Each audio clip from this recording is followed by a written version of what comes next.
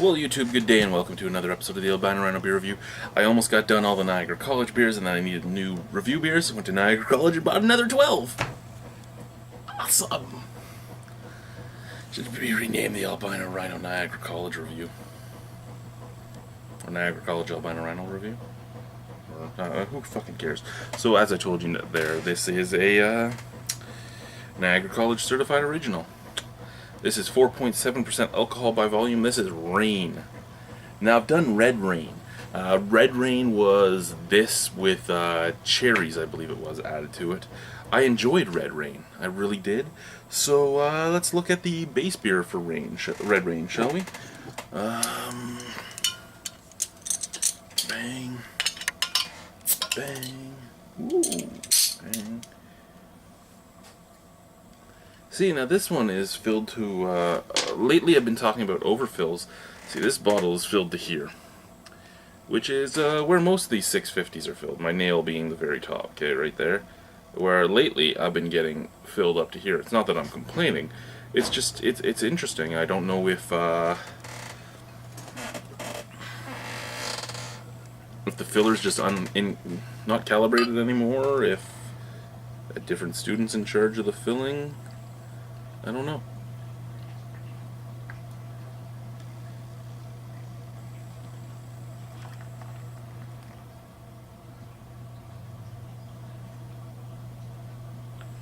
Ooh, now that is a beautiful beer. You know, people don't like pint glasses at all, but I do think they make a very nice visual appeal on a beer, especially these English pint glasses.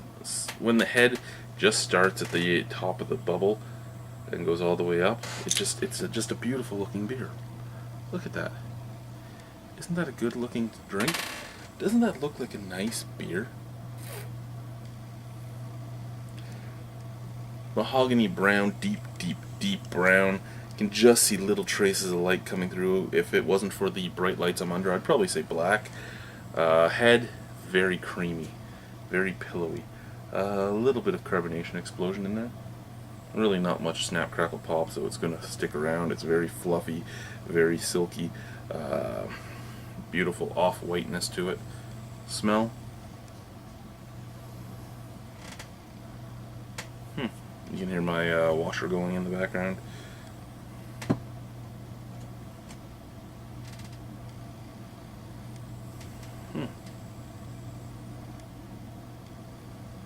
Okay.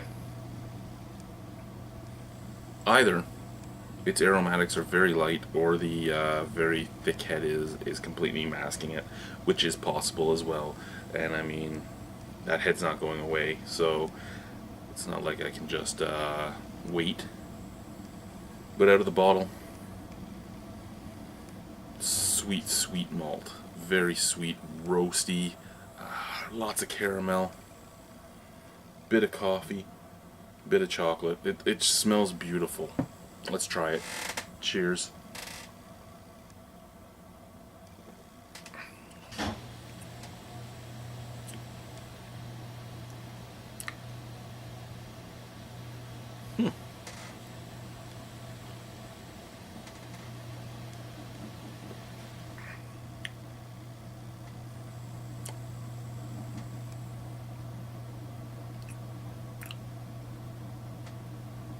I'm gonna have to watch my Red Rain video, because this tastes very tart, shall we say. I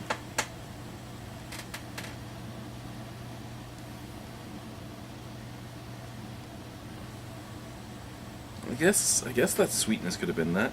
Like, I was getting a very sweet scent that I thought was from the malt, but I guess it could be a fruit scent. This is a very interesting beer. Don't know the style, don't know anything. I know, other than the fact that it is the base beer for Red Rain. And in all honesty, I'm seeing a lot of similarities between this and Red Rain. I don't know what the real difference was, if it was just cherries added onto it, if this was a cherry beer to begin with and then had cherries added on, or if this was an old ale or a oud brun, shall I say, with cherries added later on, because that's what it kind of reminds me of. It kind of reminds me of an oud brun. It does have that roasty maltiness to it, but it also has a lot of fruit esters and a sourness to it. So it's kind of reminding me of an oud brun.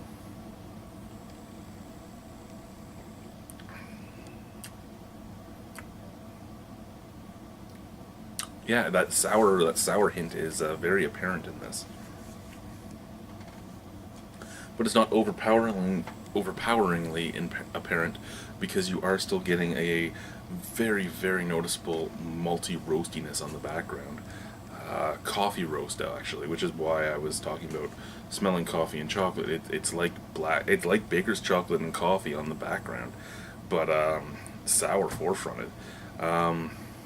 Couple day old coffee, you know how that couple day old coffee gets that sour taste, or really, really high end coffee has that slight sour taste? Kind of like that. Sourness with an earthy coffee like bitterness. Light bodied, easy drinking. Very strange though. You don't normally pick up a bottle in Ontario, made in Ontario, a bottle from Ontario, made in Ontario, that comes out with this head and this color and comes off with this scent, and then drink it and get sourness. It's a really weird thing to get, and it really is kind of off-putting on that first sip. The first two sips were very surprising for me. Not knowing what I was going into. It's very surprising. And I mean, if I had to give any slag to the Niagara College brewing beers, it's that you never really know what you're going into. Unless you wait in line and you converse with the salesperson about each different beer, you don't know what you're going into. Because the only information on it is the bottle is a certified original instead of the Brewmaster series or the first draft series, the ABV, and the size. And then you switch it over to the back where you think you would get more information. Like, say, the student that made it, the style that it was trying to be, ingredients, any thoughts like that, and all you get on the back is the usual Niagara College, let our class fill your glass stuff, and talking about drinking responsibly and proceeds help student learning, and yeah, like the back is doesn't tell you anything either. So that's my only slag on the Niagara College beers, is that there is no information. It's my only slag. I want to know what student made it. I want to know his or her favorite style, his or her dreams, aspirations, why they did this, what they made it for, what it was supposed to represent, what was in it. And first off, just so I know, and second off, just to learn more about each student, because you're going to find students that you are more happy to buy their beers and some that you aren't, because just like breweries, you're going to have students that make stuff that you really enjoy and students that make stuff that you don't really enjoy. I really enjoy this, but again, my first two sips were so off-putting, because what I smelt and what I saw compared to what I got was so different.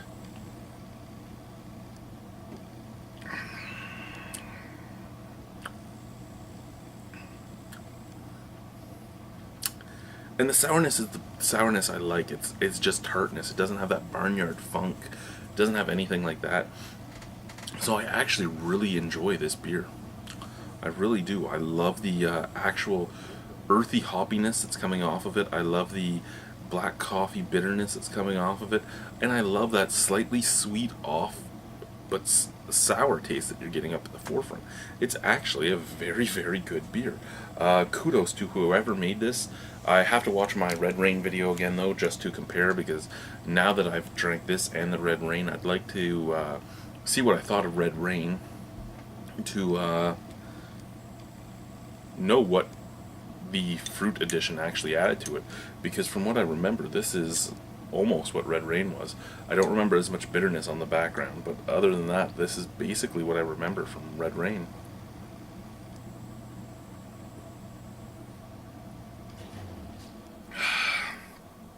Great intro to anybody that wants to know anything about sour beers. If you're not used to a sour, great intro. Thank you guys for watching. Thank you to Niagara College. Out of 10? An 875, actually. If there's another bottle of this the next time I slip by, I'm going to buy it for sure. I would actually go out of my way to go and get this. At $5.60 a bottle, not a bad beer at all. Thank you guys for watching. Bye.